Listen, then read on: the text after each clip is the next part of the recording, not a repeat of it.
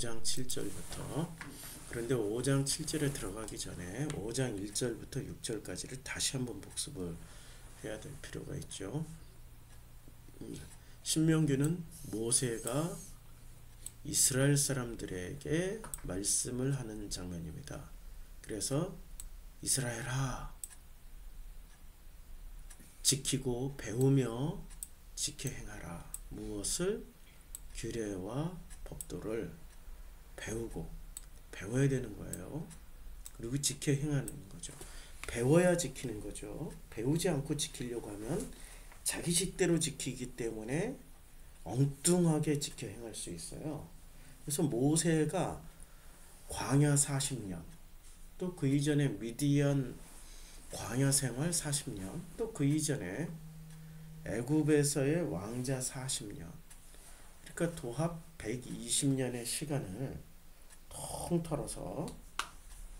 통틀어서 그것을 경험한 것을 가지고 배우며, 그러니까 가르치며 그 가르친 바를 지켜 행하라 라고 지금 말씀하고 있는 거죠. 그래서 그 가르치는 내용이 규례와 법도입니다. 그 규례와 법도는 어디서 배우게 됐냐? 모세조차도 어디서 배운 규례와 법도이겠죠. 누구한테 배웠냐면 우리 하나님 여호와께서 호렙산에서 모세를 불러 호렙산에서 가르쳐 주신 규례와 법도입니다.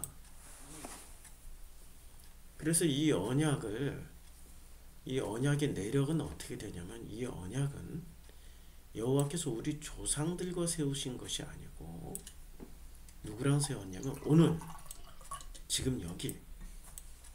여기 살아있는 우리, 곧 우리와 세우신 거예요. 그러니까 누구랑 세우신 거예요? 지금 모세 당시에 광야에 나온 백성들하고 규례와 법도를 체결하신 거예요. 이 말씀을 다시 오늘로 적용을 하면은 이 언약은 여호와께서 우리 조상이 누구죠? 우리 조상이 누굽니까? 우리 조상은 누가복음 3장에 보면 우리 조상이 나와 있어요. 누가복음 3장에 보면은 그 위는 무두셀레, 그 위는 에녹이, 그 위는 야렛이요, 그 위는 마할랄렐이요, 그 위는 가이나니요, 그 위는 에노스요, 그 위는 셋이요, 그 위는 아담이요, 그 위는 하나님이시요. 그러니까 우리의 조상은 누구예요? 아담이에요. 셋이에요. 그러면 신명기 5장에서 말씀하고 있는 우리 조상들과 세우신 것이 아니고 누구랑 세운 거예요? 아담, 셋, 마할랄렐, 야렛, 에노, 노아, 이런 조상들하고 세우신 것이 아니라 오늘 지금 이 순간, 오늘 여기 살아있는 우리와 세우신 언약이라는 거예요.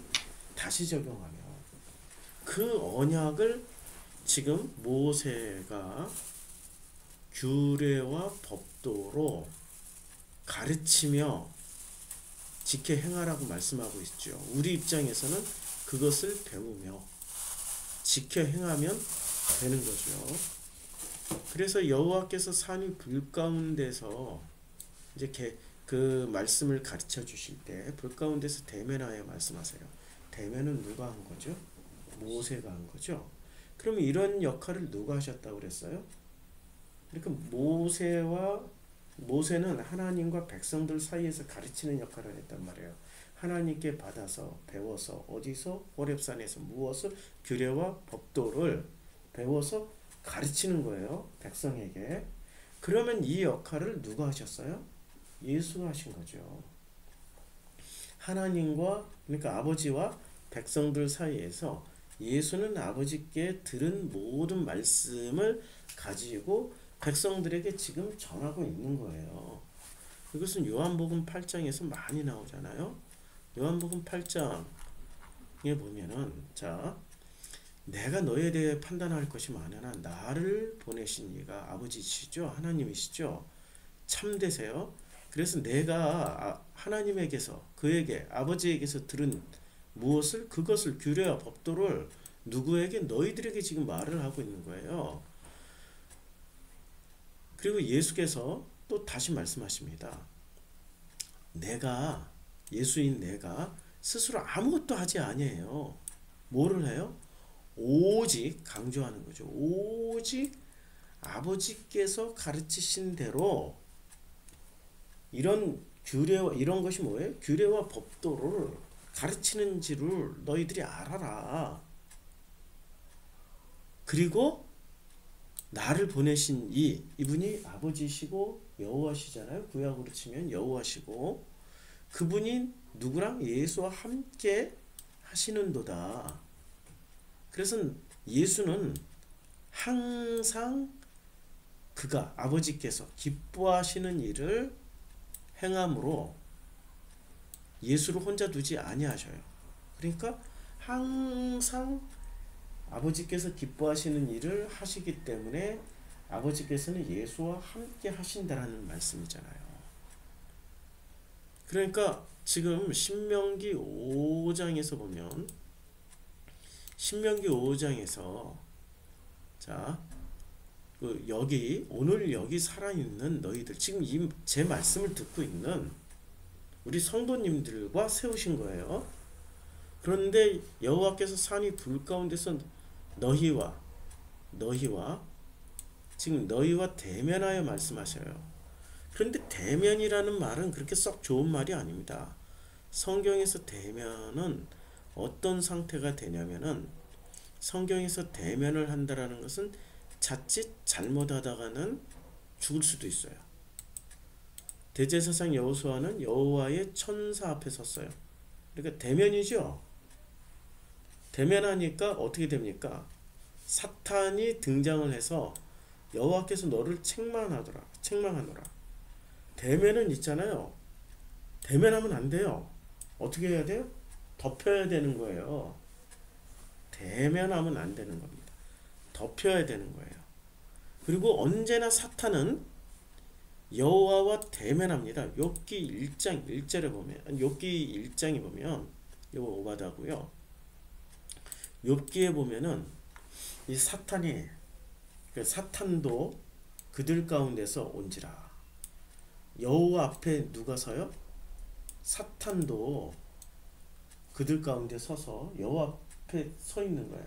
여호와와 대면하는 거예요. 이렇게 대적자인 거죠. 여호와께서 사탄에게 말을 하는 거죠. 그렇죠? 그 포지션이 지금 대면하는 거예요. 그래서 구약 성경에서 여호와를 대면한다라는 말은 마치 사탄과 같은 포지션에 서는 거예요. 적대자가 되는 거예요. 그게 사타나스라는 말의 뜻이에요. 대면이라는 게. 대면이라는 말이 사타나스라는 뜻입니다. 그래서 5장 3절에 이제 대면 아니 5장 4절에 대면한다. 요 이제 대면이라는 게 얼굴을, 요 파님한 거예요. 파님이라는 게 얼굴이거든요. 그럼 얼굴과 얼굴을 서로 맞대고 있는 거예요. 그러니까 face to face예요. 대면한다.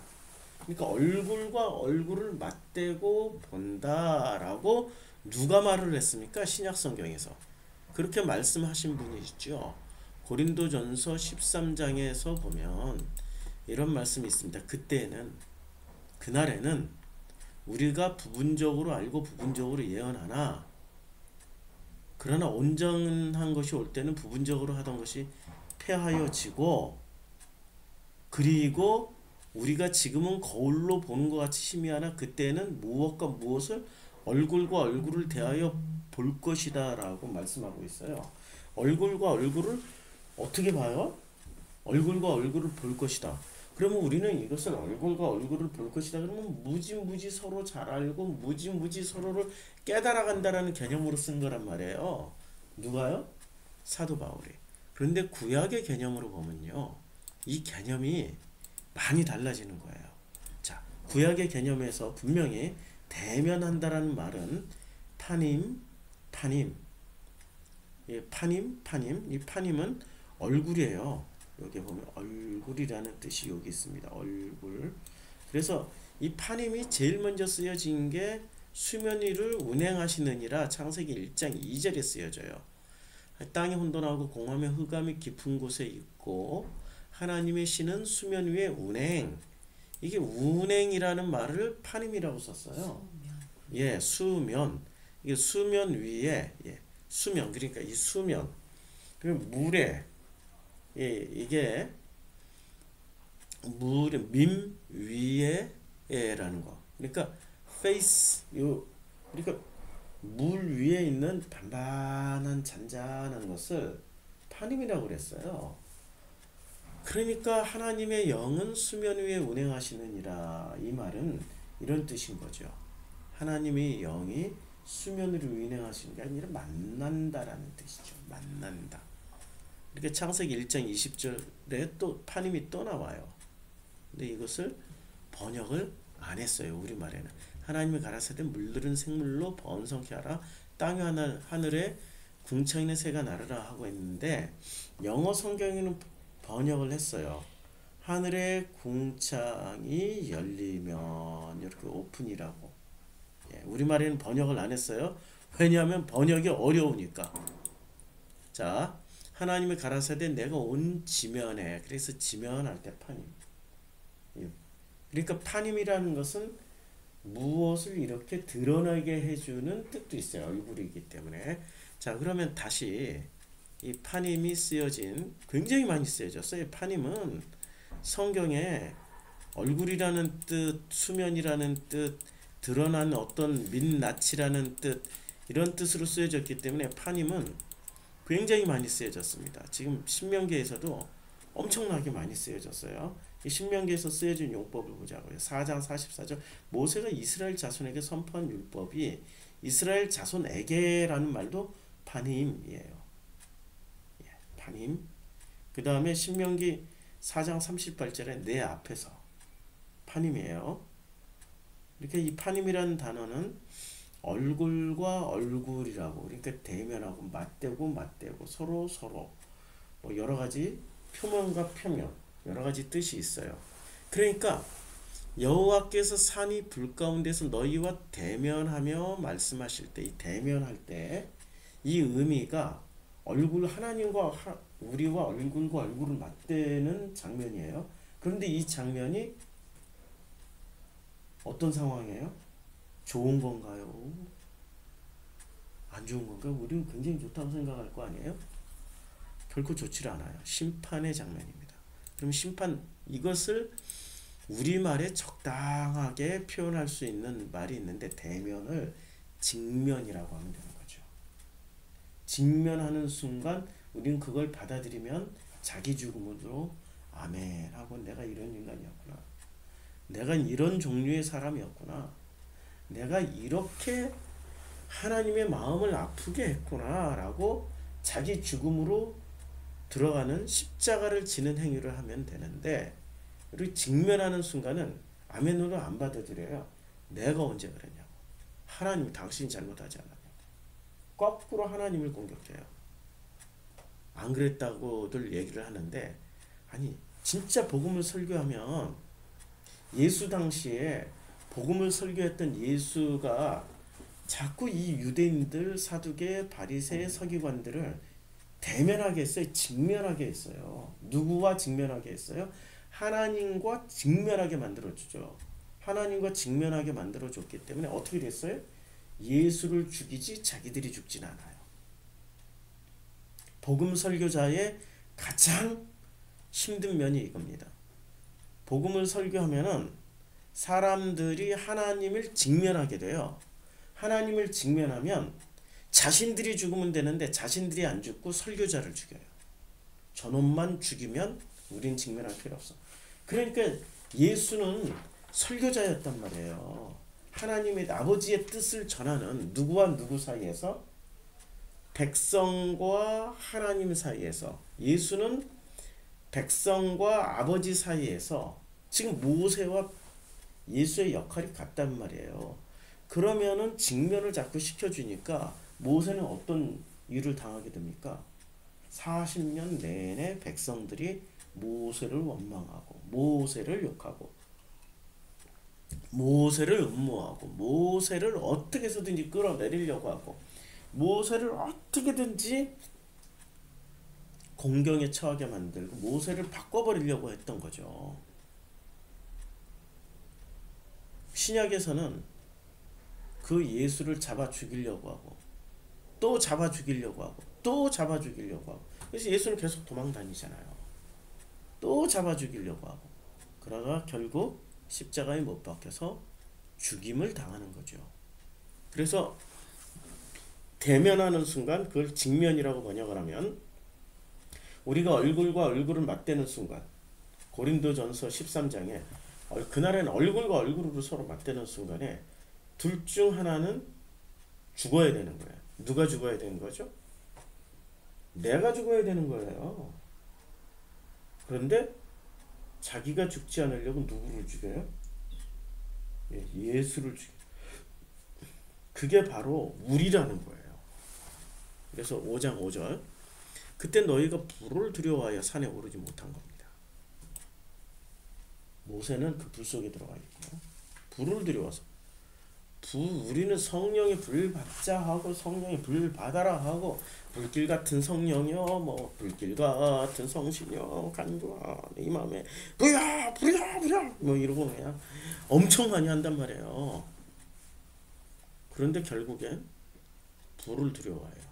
실제 불을 보니까 타 죽을까 봐 산에 오르지 못하는 거죠. 그래서 산에 오르지 못하는 그들로 인해서 내가 모세가 여호와 너희 중간에 서서 여호와의 말씀을 백성에게 전하였다.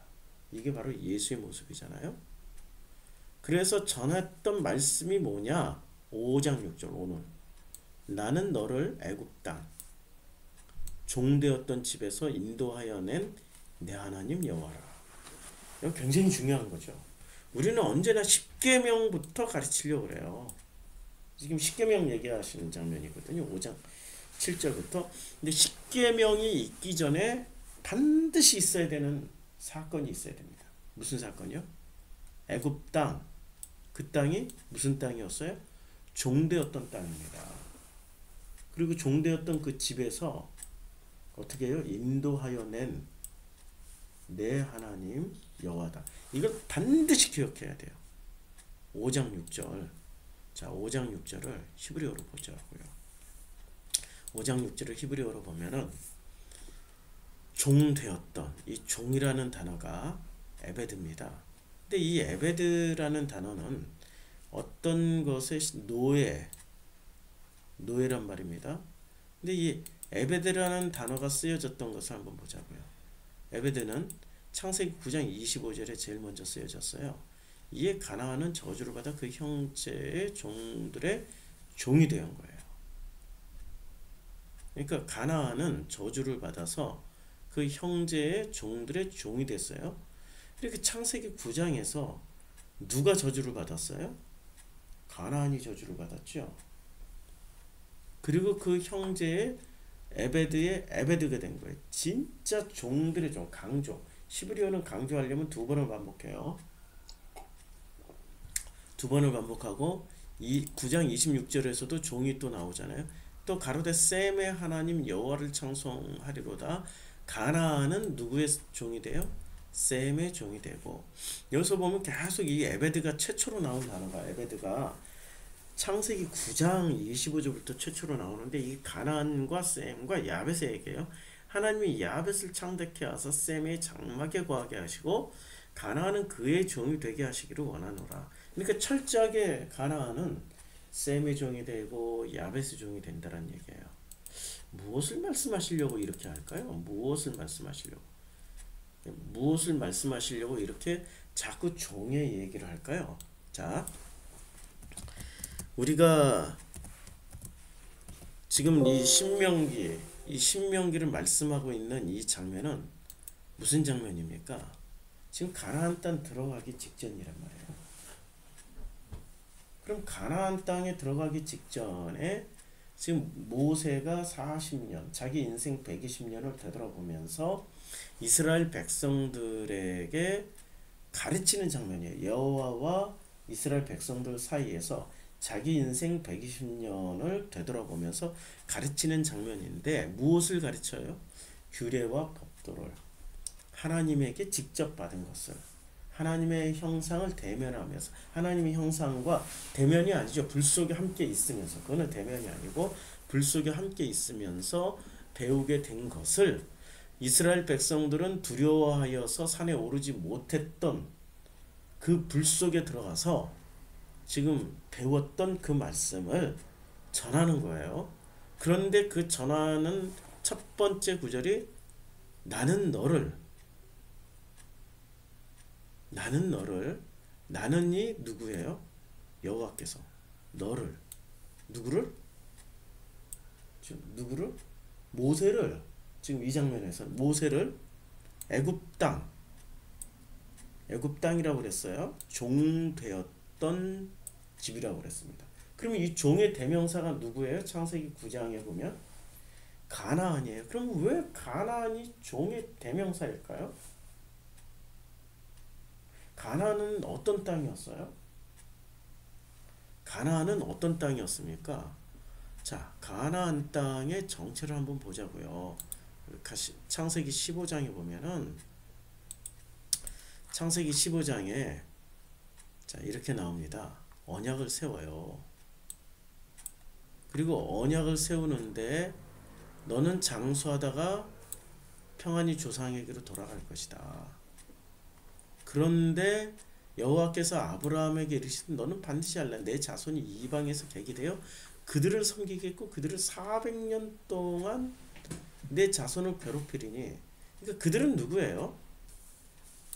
그들은 그러니까 애굽으로 가서 애굽에서 400년 동안 고통을 당한다라는 거예요. 그리고 너는 장수하다 평안히 돌아가는데 내 자손은 4대 만에 이 땅으로 돌아오니 가나안 땅이에요. 이는 아모리 족속의 죄악이 아직 가득 차지 아니하노라. 그러니까 이 중에 대표 족속인 가나안의 대표 족속이 뭐였죠? 가나안의 대표 족속 아모리 족속이죠. 아모리는 어떤 사람들이에요? 자기 평판에 굉장히 민감한 사람이에요. 남이 나를 어떻게 말하는지 엄청 신경 쓰면서 사는 사람들이라는 거예요. 그러니까 이 아모리 족속은 자기가 스스로 주체가 되어서 살아갑니까? 사람들의 평판에 신경을 쓰면서 살다 보니 자기가 자기 인생의 주인이 아니라 늘 다른 사람의 눈치를 보면서 살게 되는 종이 되어 있는 거죠. 그러니까 가나안의 대표 족속은 아모리예요. 그러면 그 아모리가 무엇을 한 거예요? 아모리가 그게 바로 종이라는 거예요. 그게 바로 종이라는 거죠. 신명기 5장으로 다시 돌아와서 5장 6절에 나는 너를 애굽 땅이라고 그랬는데 애굽 땅이 왜 종되었던 집인가요?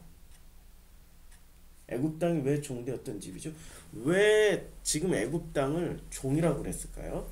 일단 문자적으로만 보더라도 창세기 47장을 보면은 같은 땅이라고 지금 창세기 47장 13절에 자 보세요. 기근이 더욱 심하여 47장 13절에 사방에 먹을 것이 없어요. 말씀이 없다는 거죠. 기근이 심하고 먹을 것이 없다는 건 여호와의 입에서 나오는 말씀이 없는 거예요. 겉뜻으로는 그냥 식량이 없는 거고 속뜻으로는 말씀이 없는 거예요. 근데 그 말씀이 없는 땅이 어디예요? 애굽 땅과 가나안 땅이에요. 둘을 동시에 나온 거 불려요. 그 다음에 요셉이 곡식을 팔아. 그러니까 눈에 보이는 곡식을 팔아. 뭐를 사들여요? 애굽 땅과 가나안 땅에 있는 돈을 다 걷어들여요. 그러니까 애굽 땅과 가나안 땅을 지금 창세기 47장 13절 14절은 동일시 여기는 거예요. 그 다음에 창세기 47장 15절에도 애굽 땅과 가나안 땅에 돈이 떨어진 거예요. 동일시 여기잖아요. 그렇죠? 그러니까 애굽 땅과 가나안 땅을 지금 하나로 보는 이유가 뭐예요? 모두가 애굽 땅에 있는 사람들은 바로의 종이 됐어요. 그럼 누구의 종이 된 거예요? 애굽 땅 종되었던 집에서 할 때 누구의 종이 됐냐고요? 바로의 종이 됐어요. 그리고 모든 땅이 전부 다 바로의 소유가 되었어요. 그쵸? 바로의 소유가 되었어요. 그러니까 누구만 자유인이에요? 자기 땅 안 뺏기고 자기 땅 안 팔고. 바로의 제사장들은 바로에게서 녹을 받고 있지, 그러므로 녹을 먹음으로 그들이 토지를 팔지 않아도 돼요. 그러니까 제사장들만 지금 자기 땅을 가지고 있는 사람들이고, 백성들 모두는 몸과 땅을 지금 바로에게 다 바쳤어요. 그러니까 애굽 땅은 어떤 땅이에요? 바로의 땅이죠. 철저하게 바로의 땅이죠. 그러니까 애굽 땅은 철저하게 바로의 땅이고 바로의 종되었던 집, 이게 집이 성전이에요. 이 집이라는 게 창세기 5장 집이라는 이 바이트라는 단어는, 자, 이게 뭐 여러 가지 집이라는 뜻도 있지만은 이 바이트라는 뜻은 궁전, 성전이라는 뜻이 있어요.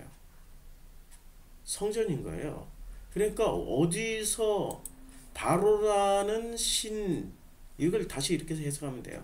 바로는 몸과 마음을 다 지배하고 있었던, 땅과 몸을 다 지배하고 있었던, 그리고 애굽 땅, 그리고 애굽이라는 마음, 애굽 땅에서 바로의 종되었어요. 무엇을 가지고 종을 만들었어요? 끊임없이 바로를 신으로 만들었던 그 성전에서. 여기는 여호와가 있을 수 있겠습니까? 예, 사람들이 여호와를 선택 안 해요. 그럼 여호와를 선택하게 하려면, 여호와를 가르쳐 주려면 어디로 꺼내와야 돼요? 광야로 꺼내와야 되는 거죠. 나는 너를 애굽 땅 종되었던 그 성전에서 인도하여 낸 내 하나님 여호와다 라고 말씀하고 있는 거죠. 이게 굉장히 중요한 거예요. 애굽 땅 종되었던 그 성전에서 나와야 되는 거예요. 종교에서 나와야 돼요. 제가 좀 세게 말하면 종교에는 구원이 없습니다 라고 얘기하면, 제 설교를 듣던 분들 중에서도, 아니, 권사님, 장로님, 목사님들 중에서, 신앙생활 열심히 했던 분들 중에서 그렇게 심하게 말하면 되나? 우리가 신앙생활 해왔던 게 다 뭐야? 다시 한번 말씀드리는데 나와야 돼요. 여호와는 모세 너를 애굽 땅 종되었던 그 집에서 인도하여 낸 내 하나님 여호와야. 그러면 모세는 어떻게 나오게 됐어요? 애굽 땅 종되었던 집에서? 아니, 모세는 지금 종으로 살았어요? 왕자로 살았어요? 왕자로 살았는데도 뭐라고 그래요? 종되었던 땅이라고 그래요. 그 성전이라고 그래요. 왕자로 누구를 섬기고 있었어요? 아버지가 누구였어요? 왕자의 아버지는 왕이잖아요. 바로가 왕이 아버지였고 바로가 신이었단 말이에요. 그러니 당연히 애굽 땅 종되었던 성전이라고 표현할 수 있는 거죠. 누가 꺼내주신 거예요? 하나님이. 어떤 방식으로? 사람 때려 죽인 걸로. 자기가 죽을까봐 겁나서 도망친 거죠. 하나님이 꺼내시는 방식이 다양해요. 여하튼 교회 적응 못하고, 여하튼 교회 음모 때문에, 여하튼 교회 어떤 문제 때문에 교회를 떠났다, 종교를 떠났다. 그러면은 나는 너를 애굽 땅 종되었던 집에서 인도하여 낸 내 하나님 여호와다라는 이 말씀을 듣게 되는 거죠. 그때부터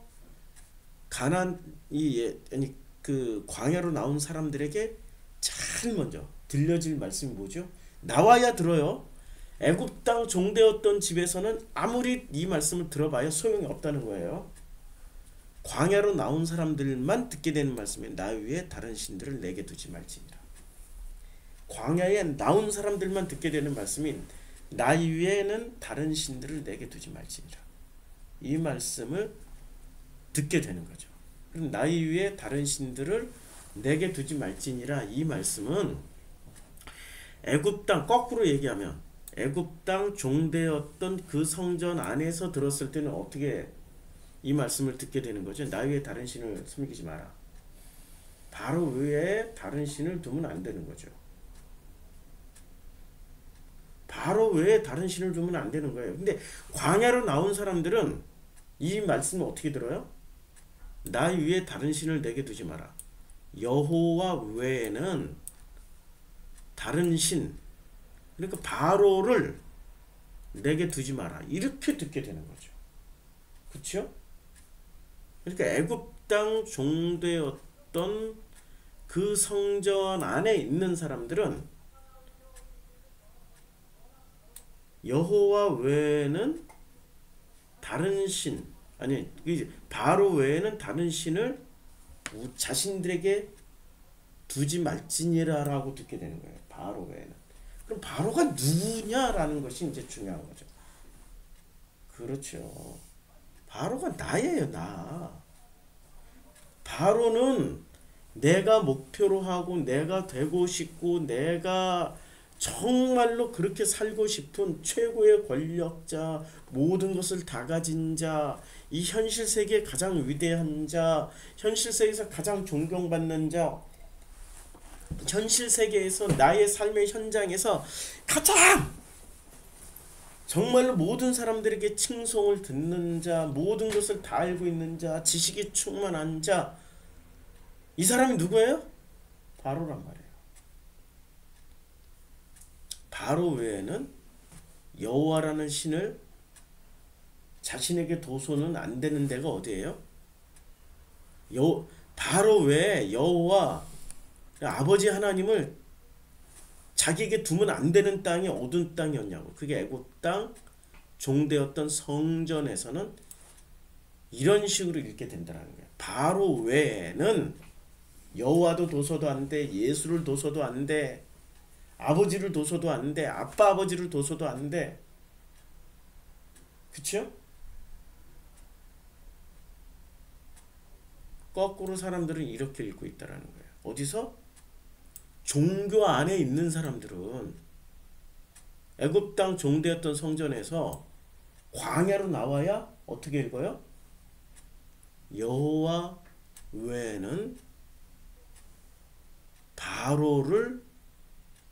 바로가 정체가 너희 자신, 내가 하고 싶고 되고 싶고 목표로 삼고 싶고 위대해 보이고 칭찬받고 싶고 좋은 소리 듣고 싶고 가지고 싶고 되고 싶은 누구? 바로 실제는 나. 여호와 외에는 너 자신이라는 신들을 내게 너 자신에게 두지 말지니라. 이렇게 읽는데 광야 안에 아니 애굽 땅에 있을 때는 애굽 땅 종되었던 그 성전에서 있었을 때는 어떻게 돼요? 바로 외에는 진짜 여호와라는 신을 너 안에 두면 안 돼. 이렇게 읽게 되는 거죠. 쇼크죠. 쇼크예요. 그래서 5장 6절이 반드시 필요한 거예요. 나는 너를 애굽 땅 종되었던 집에서 그 성전에서 인도하여 낸 내 하나님 여호와야. 그럼 이것과 연결해서 읽으면 애굽 땅 종되었던 그 성전에서 인도하여 낸 내 하나님 여호와 외에는 다른 신을 내게 두지 마. 이렇게 읽으니까 어떻게 돼요? 좀 느낌이 다르죠. 광야로 인도해낸 그 여호와만 신이고 다른 신을 두면 안 돼. 지금 이 사람들이 첫 구절을 들었을 때 이 수준으로 들었을 거란 말이에요. 이 광야에 있는 사람들이 들었을 경우에는. 그러니까 이 수준으로 생각을 해보자고요. 내일은 5장 7절을 다시 한번 강조해서 말씀을 나누겠습니다.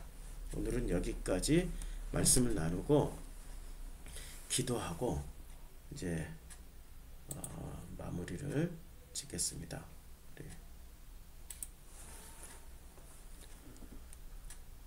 기도하는 시간을 갖겠습니다. 30장